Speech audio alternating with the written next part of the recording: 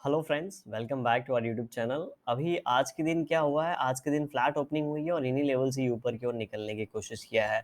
मैंने आपको कल एक चीज़ क्लियरली मेंशन किया था, अभी हम वन डे टाइम फ्रेम पे देखेंगे कि ये यहाँ पे बड़ा कैंडल बना है, तो एक यहाँ पे छोटा कैंडल बन सकता है, एक इनसाइड कैंडल बन सकता है, ठीक है? तो बिल्कुल वैसा ही कैंडल बना है और मैं इतना कॉन्फिडेंट इसलिए था क्योंकि टेक्निकल्स का थोड़ा-सा मुझे नॉलेज है। देखिए, पूरा नॉलेज नहीं है मुझे, बहुत ही कम नॉलेज है, लेकिन जितना नॉलेज है वो यहाँ पे बहुत ही सही तरीके से काम करता है, मैंने ये चीज़ नोटिस किया है, इसीलिए मैं आपको यहाँ पे एनालाइज़ करके देता हूँ। कहीं न कहीं रुकावट कहाँ हुई है, तो बहुत सिंपल है, आप भी सीख सकते हैं। कितना सिंपल आप देखिए, ये लेवल्स थे जहाँ से इन लेवल्स ये इम्पोर्टेंट लेवल्स थे जिसको इसने ब्रेक कर दिया, राइट? अभी जब ऊपर जाएगा तो यही लेवल एक इम्पोर्टेंट लेवल की तरह काम करेंगे और इसको रजिस्ट करेंगे। तो उन्हीं लेवल्स के आस-पास आके रुका है, तो बायर्स क्या करते हैं, इन लेवल्स के आस-पास आने के बाद जो बायर्स पहले से बाय करते हैं, वो अपना माल यहाँ पे बुक करने लगते हैं, वहाँ पे प्रॉफिट बुकिंग करते हैं। लेकिन जिन्होंने बाई नहीं किया है, वो यहाँ पे आके थोड़ा वेट करते हैं और वेट करने के बाद जब फिर से क्वांटिटी ऐड होती है, नई क्वांटिटी ऐड होती है, तो ये ब्रेकआउट देके ऊपर की ओर निकल जाता है और इसी तरीके से काम करता है।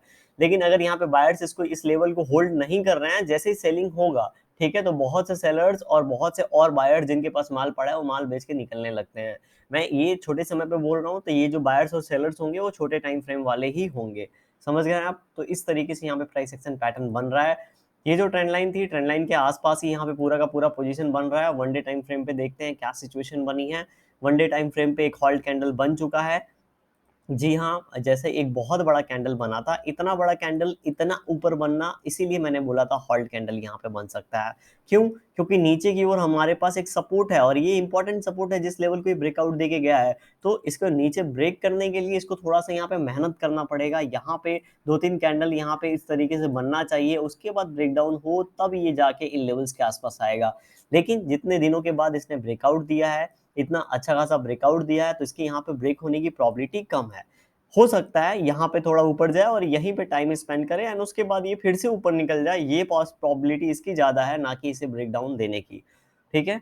तो अगर ऊपर की ओर लेंगे तो क्वांटिटी ज़्यादा रखेंगे, प्रोबेबिलिटी कम है नीचे की ओर तो कम क्वांटिटी रखेंगे, ऐसा हम लोगों को करना चाहिए, ठीक है? ऐसा नहीं करना चाहिए कि सर क्या ऊपर की बात कर रहे हैं, नीचे की बात कर रहे हैं, जी प्रोबेबिलिटी की बात होती है यहाँ पे, राइट? अभी हम लोग क्या देख रहे हैं यहाँ पे, तो यहाँ पे एक अच्छा कैंडल बना है आज के दिन, कल के दिन अगर ये अपना हाई ब्रेक करेगा, ठीक है? तो बहुत ज़्यादा ऊपर तो मैं एक्सपेक्ट नहीं कर रहा हूँ, लेकिन फिर भी थोड़ा-सा ऊपर ये जा सकता है, अभी देखेंगे 15 मिनट टाइम फ्रेम पे।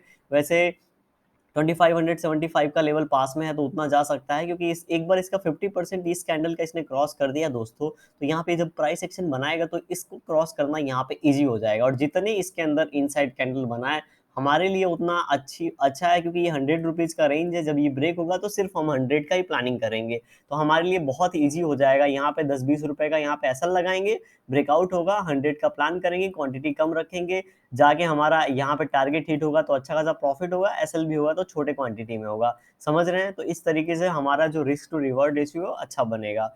ठीक है? तो कल के दिन मैं यहाँ पे सेलिंग अगेन एक्सपेक्ट नहीं कर रहा हूँ, जैसा कि कैंडल हम लोग को दिखा है, ज़्यादा से ज़्यादा क्या हो सकता है मैं आपको बताता हूँ। एक कैंडल होगा जो कि यहाँ पे इन लेवल्स के आस-पास आके 2500 के आस-पास फिर से जाके ऊपर की क्लोजिंग दे देगा। ऐसा इसकी प्रोबेबिलिटी मुझे ज़्यादा लग रही है, ठीक है? आप यहाँ पे डिफरेंटली सोच सकते हैं। क्योंकि हमारे समझने की चीज़ें अलग-अलग होती हैं, हम लोग अलग-अलग चीज़ों को यहाँ पे डिकोड करते हैं। अभी 15 मिनट टाइम फ्रेम पे देखेंगे तो अगर ये कल के दिन जिस तरीके से ऊपर बायर्स आके होल्ड कर रहे हैं, इन लेवल्स को ये निकालेगा, तो ये जहाँ से शॉर्प सेलिंग हुई है, इनके आस-पास जाके इसको ब्रेक करना थोड़ा मुश्किल होगा। तो ये 2565 तक ये जाके फिर से यहीं से सेलिंग हो सकती है और इस रेंज में आके कहीं न कहीं ये थोड़ा-सा टाइम स्पेंड कर सकता है और उसके बाद जिस ओर निकलेगा अच्छा खासा मोमेंटम उसके बाद दे सकता है। तो यहाँ पे 4-5 कैंडल जैसे यहाँ पे टाइम स्पेंड किया है, देखिए ये लेवल था, यहाँ पे 2 कैंडल यहाँ पे स्पेंड करके ब्रेक किया तो हमें समझ जाना चाहिए ऊपर जा रहा है। बिल्कुल इन द सेम वे यहाँ पे जब ब्रेक करेगा तो हम लोग समझ जाएँगे ये ऊपर की ओर निकल रहा है। तो कल के लेवल्स एंड टारगेट की अभी हम लोग बातें कर लेते हैं, ठीक है? तो कल ऊपर के लेवल के लिए हम लोग क्या रखते हैं, इसको मैं ऊपर कर देता हूँ और 2555 का अगर ब्रेकआउट होता है तो हम लोग 2565 का एक सिंपल टारगेट रख के चलेंगे। एक ही टारगेट रखेंगे, ऊपर जाएगा तो देखा जाएगा 75 तक, लेकिन हम लोग एक ही टारगेट रखेंगे। नीचे की मैं बात करूँगा सेलिंग की तो दोस्तों अभी 2500, ये कितना है 2527, ठीक है? 2520, सॉरी ये यहाँ पे इसको मैं डिलीट कर देता हूँ। यहाँ पे हम लोग नया लेवल ले लेते हैं।